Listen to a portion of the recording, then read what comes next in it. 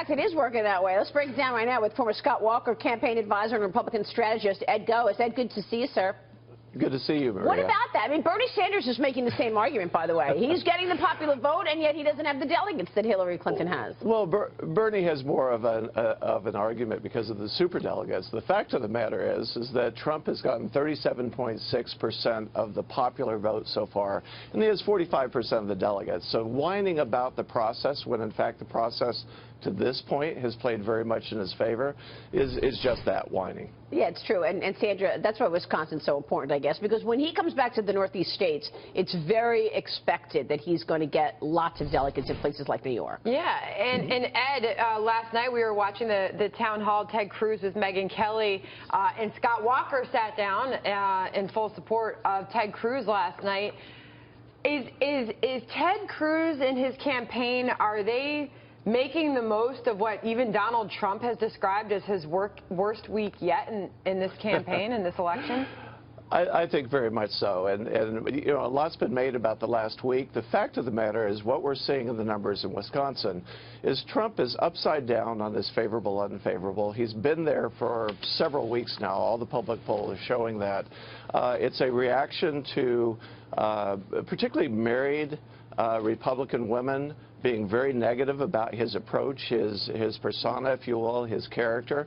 And that was baked in before we ever got to the last week.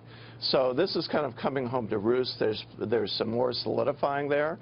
But one of the interesting things about Wisconsin is we're beginning to see married men with children at home also turn negative towards Trump. They're following their wives, but more importantly, they're having to explain to their children why this kind of bullish, in-your-face approach of Trump, that they tell them every day this is not the way to be, is in fact acceptable. It's funny because here I gave you a platform to talk about Ted Cruz and Scott Walker, but I want to challenge you more on Ted Cruz. Is a victory in Wisconsin a victory for Ted Cruz in Wisconsin, or does he, as I quoted Newt Gingrich earlier, does he have to win by a landslide for this to be a real changing of the guard? No, this is, you know, Wisconsin, and the thing to watch for tonight, if Trump walks out of Wisconsin with less than 10 delegates of the 42, then it's a huge victory for Ted Cruz. But more importantly, you know, they went from saying they were going to win 2 weeks ago to saying they were going to win several days ago, at least half the delegates, to now they're looking at even less than that. If with this, assuming a victory for Cruz at this point, Trump would have to win 100% of all the delegates between now and June 7th, and he still wouldn't go over the top. So this race is going at a minimum to California. Yeah, but, how well is Cruz going to do in the northeastern states, Ed? I mean, places like New York. But that's the point, is that this race is going to go all the way till June 7th at a minimum. Yep.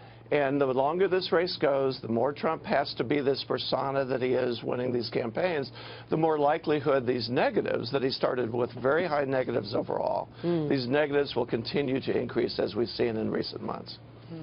All right, we will leave it there. Ed, good to speak with you. Thanks so much for joining us this morning. Ed Goeas there. Absolutely.